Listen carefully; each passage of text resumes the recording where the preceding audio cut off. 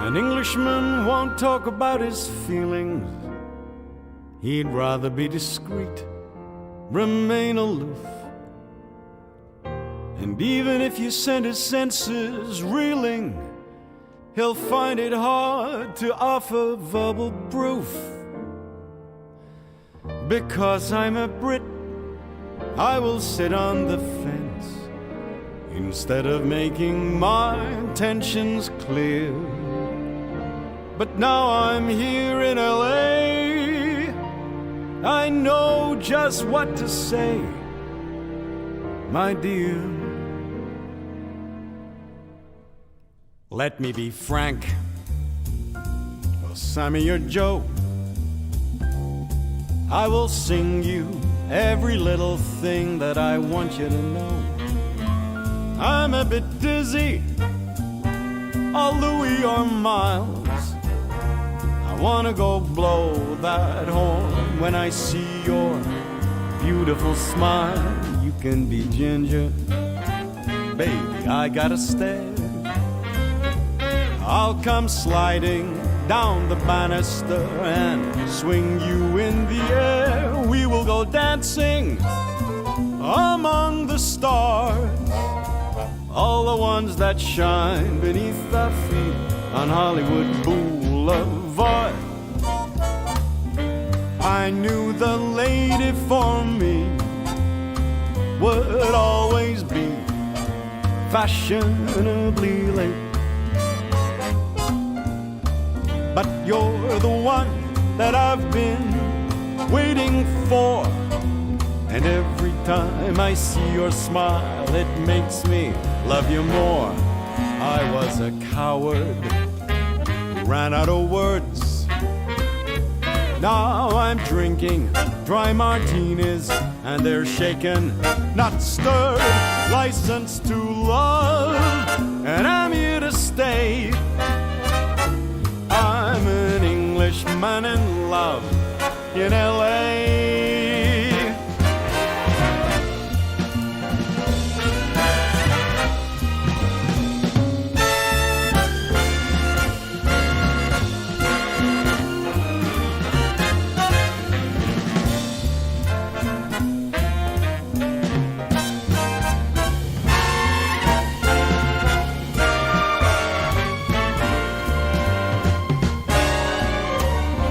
I knew the lady for me would always be fashionably late. But you're the one that I've been waiting for. And every time I see your smile, it makes me love you more and more and more. I was a coward who ran out of words. Now I'm drinking dry martinis, and they're shaken, not stirred, licensed to love. And I'm here to stay. I'm an Englishman in love. I swear by the Hollywood sign above that I'm an Englishman in love.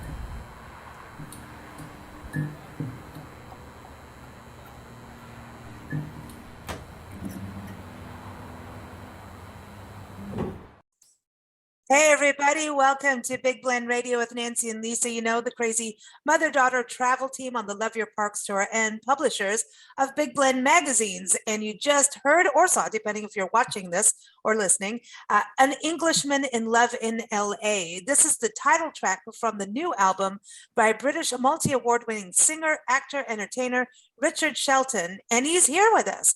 It's very exciting. His album is out on April 22nd. He does have a party happening on April 21st. He'll have to tell us about this because I want to it's a hear. party, and it's all about an Englishman in love in LA. We want to know what's going on. So Yeah. anyway, you've probably seen him in his roles as Mr. Benson in House of Lies on Showtime, starring alongside Don Cheadle and Kristen Bell, both amazing actors. And in Jane the Virgin, also Lord Poodle in The Britishers. Now, come on, Lord Poodle. I had to say that because that's just I fun. love it. But I encourage you to go to his website, richardshelton.co.uk. But right now he's in LA for a couple days. But welcome. How are you, Richard? I'm well. It's great to be here. Thanks for having me along. What's it like being a poodle? Lord Poodle. It was good. It was great fun. I mean, it was one of those period pieces that was made to look like it was a spoof, it was a spoof on Downton Abbey. And it was shot in the Getty Villa in Los Angeles. Oh, wow. Yeah. Monica. So whilst the interiors all look, it looks like it's shot in the UK, but it wasn't. It was just down the road in Santa Monica. And it was a lot of, some British actors, but also American actors with doing British accents. And I have to say, they were flawless, absolutely. Really? Flawless. Yeah. Wow, good. It was for good. them. Good fun. This is great. So now you moved to LA, right? Or like you're like us, we're always traveling around somewhere, but you moved from London to LA? Yeah, I did. I think I reached a point in my life when I was about 50 and I kind of thought, what's next? I'd been in a TV show over in the UK and I'd done a lot of fabulous work over there, but I sort of felt this slight glass ceiling feeling that I thought, well, what's next? I want to get somewhere else. And I'd always had this dream to come and experience California, experience at Los Angeles. And I just wanted to throw my cap in the ring and have a go. And that's what brought me over here. So in the spirit of the pioneers that came all the way back over there, I was just one of those people who came over and had a go. Cool. Oh, right. That's on. awesome. So I know we had to have Santa Monica in our background, right? Because, and we're California girls, but we lived in England, in Preston, as we talked earlier. Mighty Preston. But it'd be nice to Preston. But listen, it's interesting going back and forth because there's always been this back and forth. Even with musicians, it's been a huge deal. A lot of American musicians, especially blues and rock, have to go to England and to Europe to get the play that they need and the respect. Like, it's interesting. You come over here and you're well known for portraying Frank Sinatra. In fact, Nancy and I are watching you perform. There's a recording on your YouTube channel in Johannesburg and Joburg. And we used to live out there. So it was really cool to see you in South Africa. So you've done a lot of touring. I just want to start. I know we want to talk about An Englishman in Love in LA, because now that has scandal all written like something's up. we want the gossip, but yes, tell us a little bit about the start of this whole Sinatra thing, because I watched you touching the tuxedo of Frank Sinatra. It's a very that sounds weird, right? Yeah, it's a fascinating story. So I'll try and make a long story short. So I always knew I had an affinity with Frank Sinatra, even from a little boy. I saw a photograph of him as a little boy, and I said to my mother, who's this man? Frank Sinatra looks like me. When he was a child. He does, yeah. I guess he does. And I fell in love with his music when I was about 14, so quite young. I was kind of and I understood kind of the cadence of his voice, and I understood the mood. On the My Way album, whether it was, singing Here's to You, Mrs. Robinson, or Didn't We Almost Make It? Even as a young kid, I understood it. So when it came as an actor, I was given the opportunity to portray him in a drama called Rat Pack Confidential. And it was a look at the dark side of his life, and that's what interests me as an actor, the angry Frank, the 2 a.m. in a bar Frank Sinatra that you dream of meeting, that mercurial, dangerous character. So Virginia Woolf character. Absolutely. And I think when you know how troubled he was and how not straightforward his life was, his terrible breakup with Ava Gardner, who was the love of his life, you can really hear the pain in his voice when he's singing, in the wee small hours of the morning. And it's that aspect of him that I was interested in. And when I came to live in LA, the energy, sort of the synchronicity came with me. And because I'd recorded at Capitol, I was invited to, I know, right? That's amazing. an industry party, and whereupon somebody turned around to me and said, "Oh, hi, my name is Heidi. I'm a TV producer, and we've just gotten Frank Sinatra's Tuxedo, and we're looking for a home for it." I mean, she said it absolutely from nowhere. And I went to try it on, and it's it fits like magic, Wow. like it's tailor-made for me. But then I was on a TV show back in England wearing it, and a fellow guest was Roger Moore, James Bond. Wow. And he kind of raised an eyebrow, and "Who are you?" And I said, "Well, I'm Frank. I'm Richard Shelton. I'm doing a show about Frank Sinatra. And this is his tuxedo." And he said, "Oh, show me the jacket pocket." And I did. And he said, yeah, that's Frank's. I told him where, he called me up and said, "Roger, where'd you get your tuxedo?" I made, "I want one." So I sent him to Cyril Castle. That's Frank Sinatra. So James Bond was telling him I was wearing Frank Sinatra's tuxedo. That's you can't mess with Roger Moore. There's like, he's like one of it's like Liam Neeson and Roger Moore are the two you never end. Well, there's a couple other, but yeah, you don't. But yeah. No, this is interesting how you, and then you go on and show his life and perform his songs. You know, it's amazing how that happens, because even watching that on the YouTube with you trying on the tuxedo and everything, your body shape and his are like almost identical, right? So it's kind of this, it's almost like a doppelgangery thing, but at the same time, you have your own sound listening to your album and your music. You do have, and I really want to make that clear, because even in acting, right, you'll get typecast, and it's like, here, that's, you know what I mean? So isn't that important for you too, to be your own? It was very much playing Sinatra. I've done him twice, so once in Rat Pack Confidential and once in another show called Sinatra RAW. And you're right.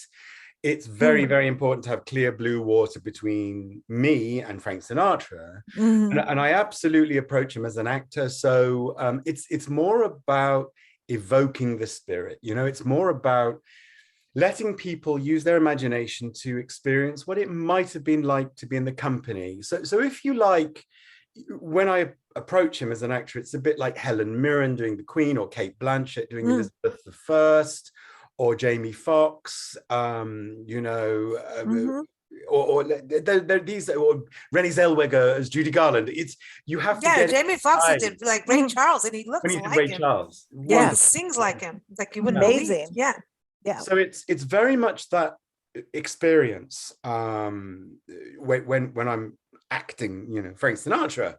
But it just so happens that our voices, my voice and his voice, are a similar range, similar texture. So when I'm acting that, I just have to tweak it a little bit, do a few vocal things that suggest Sinatra. And then his when I'm style. me, of course, I bring it back. His style. Yeah. His style. And I think it's so much harder to be someone that everybody knows. Oh God, I know. Than like a completely fictional character where you can do whatever you want, pretty much within the guidelines of the producer and the writer and all that. But when you have to be something that someone that everybody, I mean, worldwide pretty much knows the name Frank Sinatra. Yeah. And also you're absolutely right. You know, you have to get it right. You can't get it wrong, because people love Frank Sinatra, and rightly so. He was one of the greatest singing icons who ever lived. So you can't do that half-heartedly. You have to commit 100%. And it's that, and I think when you commit, people are prepared to suspend their imagination and go on the journey, which has been I must say, it's been very rewarding, and it's great work. You know, I'm a little protective of the relationship with him, but also deeply kind of humbled by it. It's wonderful. It's gotta be fun, because the music is really good. Yeah, like, I mean, you know what I mean? To sing, and we're musicians and I write songs and sing too. And it's like, there's a cover, and then there's your own work, and your own work is always such a pain in the butt, because it's your own stuff. You know what I mean? But then covering someone else's, it's like, you either make it your own and change it, or you need to really cover it as them. Yeah. And then it's like you're saying, the same That's thing in hard. acting, singing, either way, like being a cover band, or not even cover, there's all the tribute bands. It's the same thing. People come expecting you. Are you going to hit that note exactly there? And the audience, the fans know the history. They Google, I mean, we got Google now. Think about it. Yeah. Everybody can look up they'll go to, you've got to have been to Palm Springs and LA, Vegas while you're here, right? You've got to have done some touring and all of that, but they've got, everybody knows it's not like the truth and the facts aren't there about Frank Sinatra, right? Well, there's going to be some stuff there. There's stuff in there we never will know. There's always stuff. There's going to be, I think he's got that element of mystery, come on. He does. That we may never know, or maybe 20 years later, we're going to find out something. I swear. I think there's definitely that. Hollywood's Hollywood, But you want to have that mystique. You want to have that mystery. But I think that's the hardest thing. But your new album, this is something you've been working on. We're going to play Lost and Found, and you've had that out. And I know that was, the pandemic has hit. When did you move to LA? Let's start there. When did you? Yeah, well, actually, you say Preston. Oh, God. By the way, I eat Marmite too, everybody. Don't freak out. I love Marmite. Did you really? God, I just had some for the first time in years. For anybody who might be watching or listening to this who doesn't know what Marmite is, I urge you must. It's an English. It comes from Preston. No, it doesn't. It's either disgusting or wonderful. There's no in between. You either love it or hate it. It's just like Preston. Yeah. But okay, so go back. So Alex, so the guy who wrote An Englishman in Love in LA is from Preston. Alex. Oh, no way. Yes, he is. He is from Preston. He is BBC Young Composer of the Year, and we met in a jazz club in London called Ronnie Scott's. And we both discovered we were both coming to Los Angeles at the same time. And the next time we met was at the Tony Bennett concert at the Hollywood Bowl. I mean, it was meant to be.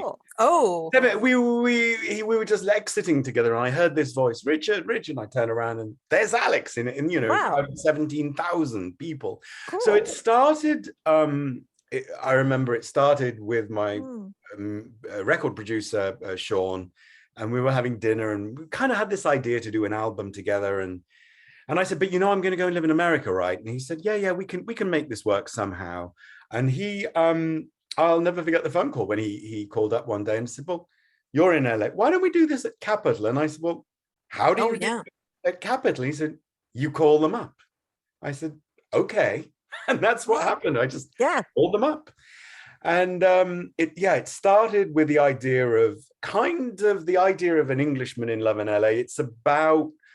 It's about going for your dreams. It's about recognizing what it is you want to do in life and then going for it. So some of the lyrics, like LA in the song is, it's like LA is my lady. LA is the city. He sings to this wonderful city. There's a line in it, there's a lyric. I knew the lady for me would be late, but you're the one I've always been waiting for, and it swings away, and he's referring to realizing his dreams maybe later in life, and that's where it kind of all started with that song, and then Lost and Found is another original song, and it kind of sums up, I guess, where I was when I came across here. I'm feeling a little lost, I guess, in England, because I knew I had a yearning to do something else. And the idea being, I came to LA and found what it was I wanted to do. So it's kind of has a circularity, if you know what I mean. They're not just songs for the sake of it. They're songs with their stories, and they kind of carry a meaning, which is nice. It's like someone's, you're reading someone's diary almost, but in a musical way, and coming out, it's coming out over here, that's not what I meant, but coming out over here is, you've got to think about it. You guys have been coming out here with music for years. It's a British invasion has not left. But what you said something earlier that really struck a chord with me, and that's that sometimes you do have to travel in order to go home. Like, for example, for British people, when American artists visit the UK, everyone's going in awe. Oh my God, they're American. They're real, they're proper, they know what they're doing. Until the next day. No. Yeah. But it's the same, I guess, to some extent when Brits come over to America. We have this kind of fascination with each other. And then when you take the message home, like let's say, for example, when I go back over to the UK, they are, I think they're in awe. How do I say this? I think they're respectful of the courage it might take to make a fresh journey and go to new. They respect the work of it, because it's not like you're just at home going to a gig in your local pub. You know what I mean? It's a different thing. I was traveling, and my whole life was, different. I went to like 16 schools. So I was always a new kid in school. And so the first day, everybody's like, "Ooh, who are you?" La la la. The next day, it's like, "All right, we're done with you. Who's next?" Yeah. You know what I mean? So you had to really stand your ground and, balance all of that weirdness. But there is something about someone made the effort to come and do something. And I think that's a very respected thing in the adult side, not necessarily being the new kid in school, but there's some intrigue. Ooh, something new. It's like I always said, musicians tour, and a lot of times, and for reasons, just the way touring is, the little towns get left off the map. And yet the little towns will pack out because no one goes there. And when someone goes there, they're like, oh yeah, and the next small town will come over, and the next small town, because no one goes there. And it's like someone bothered to come out. You're absolutely right. And I think that whilst of course it's always lovely to visit the main hubs, the cities and the Londons or the San Franciscos or Chicagos or New York, but actually it's in the small towns that sometimes that's where magic can happen. It's personal. Really, it's where, it's personal. It's personal. And I'm a huge fan of, I'm a big fan of that. That's what I have to talk about acting, because Nancy and I are huge fans of British. Hyacinth Bouquet still, like, if we can see her, we will watch her. No, because there's something we talk about this, and we just even recently talking about film character acting, and it seems like now that we have Hulu and Netflix and all these streaming services, that actors and filmmakers have a more leeway to do more character driven shows than this big budget boom bang, glitzy stuff. And I think England and Canada, because of course there's a little touch of British and American in there, right? The humor, the character, you don't have to have the huge budget. Let's just really tell the story. So we're seeing that morph in here, which is fantastic. And most of it is led by comedians, which I find interesting. It really, or maybe that's just Nancy. I always watch anything like that. But acting over in the States versus England, is there a difference? Do you see a change happening here? Do you know what we're talking? I mean, there is a difference, isn't there, with this character-driven part? I mean, this is, I was only talking about this morning, that there's, So the stage play I wrote, Sinatra RAW, which goes inside his mind just as he's preparing to retire for the first time, because he had a few retirements, in 1971. It reimagines the moment that he's he's in Palm Springs a month before he retires, and the only thing on stage he's got with him is a bottle of Jack Daniels and the pianist. All he wants to do is to sing some songs, to say goodbye, and it's been great. But the more he drinks, the more the alcohol goes down, the angrier he becomes. And he remembers the terrible, terrible disappointment when Ava Gardner didn't appear at a concert in London. Well, we've taken that and translated it into a screenplay and done, made it even smaller, that the whole action takes place in the Royal Festival Hall that night when Ava Gardner didn't show. And he's in the dressing room and he's kind of losing it. The point of what I'm saying here, it's character driven. Right. I watched the Macbeth film with Denzel Washington and Frances McDormand just the other night. That there's it's so stylistically shot, it's so beautifully done, so character driven, that you don't need the big budgets and you don't need the big sets and the you can do so much by doing so little. And it's important. I think there is a change. There is definitely a change. And I like it. I think it's for the better. You know? I so agree, because I remember things from English television, even though I've been in the States Coronation longer. Street. Yeah, I mean, I just remember the That's still going. characters. You know, the probably still going. characters are so well crafted, and the people are those characters. You can't convince me that they're not, because they're so good at it. That I find it like, oh, I can settle down and watch Hyacinth's Bouquet. I know she's going to go, Richard, mind the pedestrian. You just woke the dog up, Nancy. Sorry. Hi, dog. But they play the character to the point of you cannot forget the characters. Yes. Over here, for a long time, it was all the effects. The big effects, like we can do the big wave, we can do the But I big think it was an fire, excitement too of being the possibility of all that. The technology and what we could do with it. And then I think that that curtailed the actors. Yeah, I know. It kind of squished them a little, you know? Yes, I do. Yeah, it's an interesting one, that. Yeah, but they do. Yeah, they encourage it, I think, as well in the UK. My impression is that the actors tend to start in theatre. You start small, and you have to, you know, it's all about understanding the craft, and there's a discipline. You know, there's a process to go through, and I think that when you've been through that process, you understand how important it is to find that character, whoever that character is, and follow it through, commit to it. And it's a good discipline to have, actually, when you're an actor, to approach something like that. But they're all, that said, you know, there are some phenomenal actors here. I saw Bryan Cranston just the other night in a play down at the Geffen Theatre in Beverly Hills, and he's a marvelous. So there we are. No, I think I mean, America definitely has amazing actors. Oh yeah. But I think what we're saying is that we went through a stage of I think it was when you start to have new things, you get excited and overdo it. You know what I mean? You run it. And now it's like, now it seems that, and I also think now, because of streaming and all these multiple opportunities, people are going, okay, well, let's just do it on pure acting.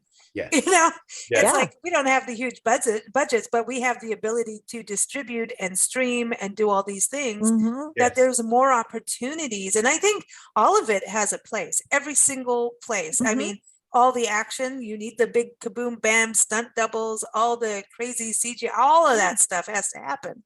But it is exciting to see changes in, and I think also it goes with the actual sets are the filming locations have changed. Atlanta has become one of the biggest filming locations. And they're working towards it. LA's here. LA will always be LA, right? Yeah. Have you gone to Atlanta at all, filming wise? No, I never have. I'd love to go. Not yet. If anybody's listening, I'd love to come. All right, we'll be there in January. Come visit. Okay. You're on. But no, this is interesting though. So, you know, the music and the acting, when did you start acting? I mean, which one came first? Or both? Because they are connected. You're telling a story no matter what. I think in my heart, music came first, and music is, you know, if somebody had a gun to my head and they said choose, it would be music. Music is so part of me. It's in my heart. It's in everything. I could live without acting, but I couldn't live without music. It would be impossible. But I love them both very much, and that I don't. Other than Frank Sinatra, I tend not to be in musicals per se. I've done some musicals, but I like to keep the two careers quite separate. So I have my jazz stroke big band career, and then an acting career. I mean, sometimes it's nice to have a rest from one and take up the reins with another. Yeah, sure. I enjoy that. But somebody gave me the phrase for it quite recently. They said, "Oh, did you know you're what's called a multi-hyphenate?" And I said, "No, what does that Me. Oh my gosh, you're gonna have I to hope put it it- on your signature now. I I hope- know. Multi-hyphenate. I hope it's not rude. And they No, said, I think it's look funny. it up. And it basically means It's that not almost- as rude as a dangling participle. Yeah. no. But it sort of means that you're like I guess like a Frank Sinatra or Barbra Streisand, one of these people who they sing, they act, they direct. Yeah, Yeah. multi-talent, Yeah. multi-instrumentalist, multi-entertainer. Yeah. But that's a good thing. I like it. It Yeah. honestly, it keeps me ticking. I think if I only had to do one thing, if my career was only acting, I think I might get a little bored. Yeah. Can't we do something different now? Yeah. I like the variety. Well, like we're the blends, so we're all into Yeah, variety we can't do because just the one whole thing. pigeonholing, you only do this, only do that, just That that's when you go doesn't start work. raving mad. You Yes. can't do one thing. But I do have to ask, do you cook? Yes. I knew do. it. I knew it. I win the vote. I win.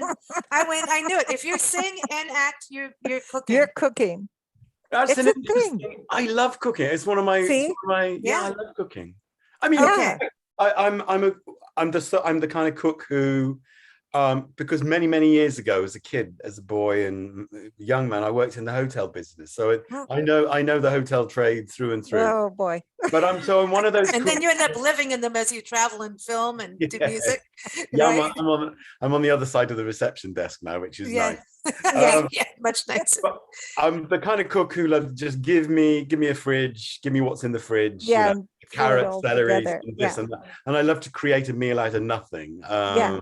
I'm one of those cooks. Do you know Yeah. what I mean? Yeah. Now, okay, absolutely. when we were living in Cool. Preston, they all had chippy pots. Like a chip pot, Chip like pot. a chip pot with the. Oh, the- yeah, Oh, for French But fries. But now they what? were Now is that still going chips on? and chips and No. fish and No, chips. have we helped up a little bit? Like, kind of got a little bit healthier in that Well, regard. Well, we Yeah, were so- in Preston. So Yeah. fish and chips is still massive. I mean, fish and chips is sacred. When I go Yeah. home, one of the first things I have is fish and chips. But it's all gone a little upscale now, and they've started. So people, I know exactly those fryers that people. Yeah. they have them less. Sometimes they might have them, but fish and chip shops have kind of evolved a little bit. So, for example, in most British towns, you'll find fish and chip shops now. They serve champagne, or they serve wine, or they Wow. Oh serve- yay, we Yeah. like that. Now you're talking our That's language. good.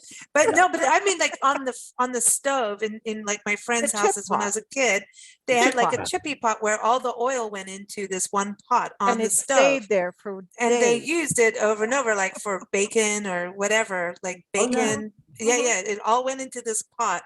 And I always used to look in the pot going, what's it looking like now? Because it would change, because if you put hot oil in, it would change the grease level. And I thought it was Yeah, kind of, they're I little- know, this is exactly what you thought was going to happen when you came on our show. Yeah, right. Talking about We would chip talk pot. about Preston, but the chip pot, I remember that as a kid. Mm. But No, I'm- England I'm- has changed. Yeah, I'm remembering we had one when I was a child growing Yeah. up. See? We had a chip Yeah. pan. I think they used to. it was a chip pot, Yeah. chip pen. I can't remember what it was, but it was always that pot, like They it was called it almost like a a coffee chip can. pot, and you Every- just threw the grease in there, little bitsies in there, and it just added to the flavor. Very nice. I don't Very think nice. anybody died from it. Okay, so now if you're okay, so you've got your album. Okay, so this is going to be this. So everyone is out on April 22nd, 2022, but you're going to have a party on the 21st, which we want to talk about. But now you've got the album. Okay, so now you're going to host a dinner. The music is going to be the album. And then you're going to do a live show, and you're allowed to invite 3 people you would like to have perform with you Ooh. that you've never performed with. Ooh. Yeah. Who would you invite to come and perform with you on drums, guitar, whatever it is, vocals, Ooh. whatever? Who's going to be performing? But then who are your guests, and what are you? This is a big question. This is a whole show question. Huge one. Like, we should just have you on to talk about this, but what are you serving? Because you're cooking it. Are these So people? let's start with the food. Are these people living or dead? Are they? Are You they can, doesn't you can matter. do whatever you want, because we're in Magic Land. Yeah. You're in La La Land. Okay. You can do Okay. whatever you want. I think maybe I'll start with the people because that will determine what we eat. And I'm going to say For the guests or for the music? for the guests, Okay. Well, for the guests to sing, to perform with. Yeah. I'm going to say my first choice is Ella Fitzgerald. Oh, wow. Ooh, nice. Yeah. And I met Ella Fitzgerald twice. Oh, No way. Yeah. oh, Yeah, I did. I stood on stage with her. I was very young. I was 19. No And way. she had terrible eyesight and she had diabetes. So it affected her eyesight. And she was performing actually in a hotel I was working in. And I said to the producer, is there any chance I could meet her? And he said, yeah, go up on the stage at the end. I'll give you the nod. You give her your hand and you take her off stage. And that's exactly what happened. And wow, cool. she was magnificent. She was Wow. And you got to see her perform then in here. I mean, did. that's the epitome of some big band, like just jazz, Wow. everything, right? That's That's dude. cool. Yeah. Seriously. Sorry, you're in California. I get to say dude. Yeah, no, I mean, Dude. Ella Fitzgerald, I think another guest I'd like to, I mean, how can I not say Frank Sinatra? Yeah, Yeah, I know, right? I Yeah, knew you were going exactly. to say that. But Oh, I you could do a think, You have duet. to. You could do a think- duet. I think I would be so frightened. I'd probably clamor. I probably wouldn't be able to. No, you do it. You do it. Oh, that would be, I mean, beyond. And who else would I quite like to sing or perform with? That's a great, maybe, do you know who else I think would be really neat to do something with? Chet Baker. Do you know? Yeah. Beautiful, wonderful trumpet player and a beautiful singing voice. He would be he'd be the kind of the cool jazz dude on the gig. I think he wrote one of the songs. I think he wrote a song that we used to cover, and I'm just checking. No, maybe not. I thought he wrote Matchbox. Oh, I don't know. Yeah, I'm sitting here wondering if my Matchbox holds my clothes. I I was put it in the hoping, Beatles covered it you in the would very say year. Dean Martin. Say again, sorry. Say I again. said I was hoping that you would say Dean Martin. Oh, Nancy is in love with Dean Martin. So she When we did Rat Pack Confidential, Yeah. obviously, there was an act. My friend Alex was Dean Martin, Mhm. so I feel to look. Of course, it would be incredible, but to sing with Dean Martin. But we did a lot of duets already. Me and Dean. Yeah. Oh, cool. And it was quite funny because after the show, you'd get your fans, and half of them were Sinatra fans, And the half other half are Dean Dean. Martin Yeah. fans. Oh wow. Yeah. Yeah, and so sometimes you'd come out of the stage door and they'd be clambering, and if I came out, but it was a Dean Martin night, they'd be, no. Yeah. Dean! And because they'd come in groups, do they come in groups that way too? Yeah, Like, this is the probably. Dean- Probably. yeah. Oh wow. Mhm. Wow. Yeah. Well, I'm we know where sure. Nancy is. Nancy's Yeah. got a thing about Dean Martin. Every Christmas, we got to listen Yeah. to Dean Martin. But these are classic voices. Frank Sinatra Yeah. has this old voice, like Tony Bennett. You went to see Tony Bennett. I mean, he's Sammy Davis retiring now, and it's Jr.. amazing to see. I mean, Lady Gaga. I mean, look what she's doing with his music. Who would have thought? But she did a good job. I saw her in Vegas doing the big band swing. She was great. She was just yeah. great. Yeah. She's got an That's incredible awesome. voice. Incredible voice. Hmm. Okay, I so think- what's dinner? What's for dinner? So Not letting you off the hook. We want to know what's think- going on. I think it's going to be Italian. I think that if Sinatra is going to be there, Oh yeah. I'm either thinking something like meatballs and spaghetti. He might like that. Mhm. Or maybe chicken parmigiana, something. I think I'm going to go with the You chicken could do parmigiana. both, all right? That sounds good. Could do Why both. not? Why not? And for dessert, maybe tiramisu. Oh. Are we having wine? Oh, absolutely. I'm just like, hello. You can't have them over without wine. A little Chianti might be nice. Mm. Oh, Chianti. Chianti's good. Yeah. Did they have they had cocktails in the beginning? Yeah, they would always have cocktails. That was the era of cocktails first. Yeah. And you had martinis in the Yeah. beginning in your video. Martinis and By the way, gimlets. the video, is amazing. Going in Capitol Records, I love it. just that I love that how that whole and having the cocktail. I mean, your videos are good.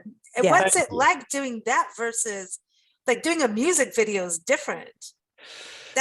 I always wonder about how that's got to be like singing it and then being able to perform, that's different.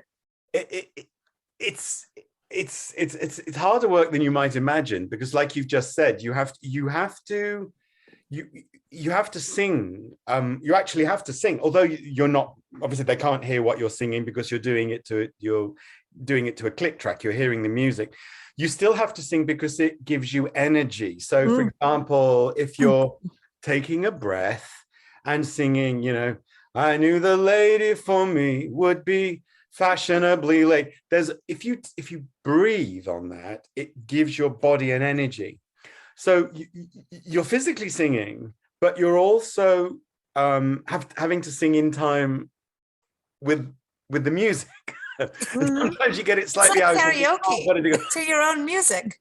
Yeah, so it's actually slightly tricky.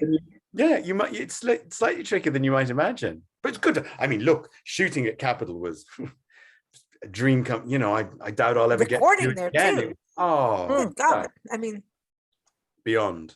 That's an iconic thing when you drive into LA and seeing that. Each time you see that, of course, the Hollywood Hills, and I'm sorry, we had to do Venice Beach or Santa Monica in the background because that's just our playground. But when you see those iconic things, it's like Sunset Strip. It's not the same. Whereas Nancy, when she grew up, she told me all kinds of wild stories, and we went to Sunset Strip, and it wasn't that wild. But so boring. But the Marlboro Man was still there. Is he still there? Is the Marlboro Man downtown in Sunset Strip?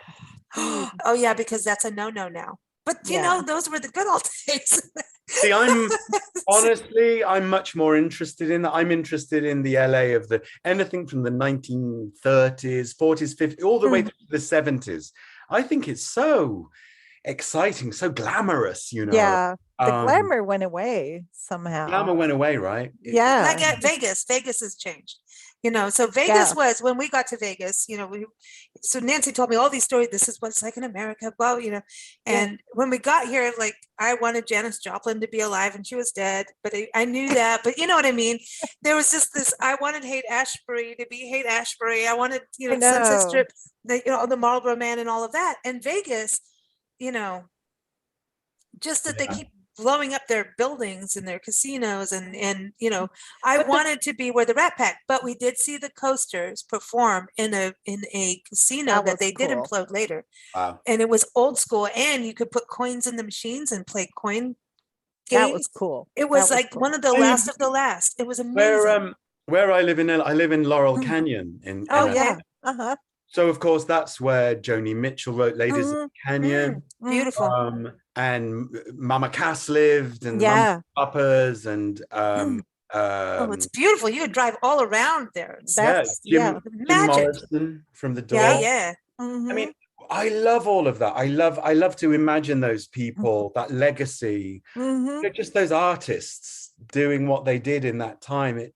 There's something so romantic about it, don't you think? You know, there's because it's just going, you know, when we got to the States and going through there, and our band, actually, we all drove around, and just everything to me was very iconic of knowing music history and knowing who, what, and where. It was just very, you just imagine who was doing what, like Jim Morrison and stuff, right? You know, crazy things, you know, were going on, but driving on those hills, you know, they were there. And it's like, I think that's the beauty of travel. Wherever you go somewhere, you know, someone walked there before you. Who was it? Was it an ancient Native American, or was it, you know, a Mayan? You know what I mean? Depending on where you are, it's like someone here did this, and you try to kind of feel, if you stop, you can, and think about it, you can feel it. And I don't know if it's our own creativity inside of us or truly feeling, I don't know, but that's the beauty of it. And I think you being in LA, and, you know, everything's changing so fast that it's important to have, you know, like your voice out there and what you're doing to kind of remind us to kind of still don't throw it all out. You know, we got to have it here. And the arts live on forever, right? So long as we participate. But I think your voice keeps us like, hello, it's still here. You know, it's important what you're doing with your voice. Yes. Really. And I love your voice. Your voice is beautiful. It's amazing. We love listening to it. And definitely, it's amazing. So tell us, people get to see you perform on the 21st of April? Yeah, and we're trying to stream it live. So at the moment we're just cool. thinking on how we do that. So Hmm. all being well, your fans and listeners and viewers will be able to come and join us on the night virtually, Cool. if they Cool. can't be in LA. So yeah, keep Hmm. I'll let you know. I'll let you know if we can. Please. Awesome. Yeah. And give everyone your website again. It's richardshelton.co.uk. I'm so used to saying co.uk. I don't know why I'm looking it up. But everyone, it's An Englishman in Love in LA. April 22nd is the release date. But of course, go on, all the streaming websites and you can order it now. Yeah. And we're going to close with Lost and Found. And hope you all enjoyed that. But Richard, it's been a true pleasure. And thanks for joining us. Thank you. It's been lovely to share this time with you. Thank you very much indeed. And next You're time, so let's all welcome. have Marmite and toast. Yeah. Marmite. And tea. Oh my gosh. And tea. There's nothing like Marmite. a cup of, I'm sorry, but I'll go with my rooibos tea. Rooibos tea and Marmite toast. There's nothing like it in the world. And whether you like it or not, there's nothing like it. Oh boy. I agree.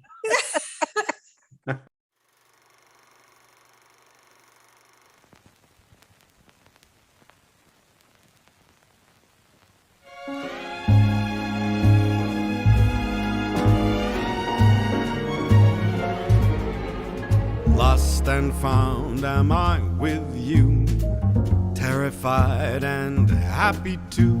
I don't know if I'm captured or I'm free. Dizzy dazed, I'm in a spell, lovesick, but I feel so well. Your mystic charms have taken hold of me. There's a fire in my soul, I'm losing control. Could this be magic, or am I a tragic Romeo?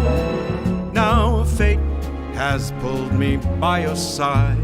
I tried my best to fight the tide, but now my lonely ship has run aground.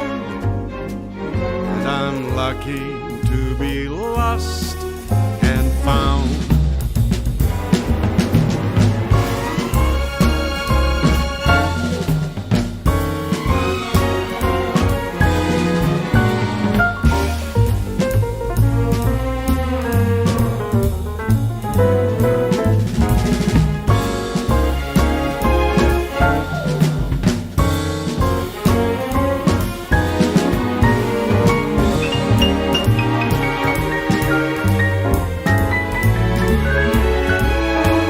There's a fire in my soul, I'm losing control. Could this be magic, or am I a tragic Romeo? Now fate has pulled me by your side. I tried my best to fight the tide, but now my lonely ship has run aground. And I can't tell if I'm in hell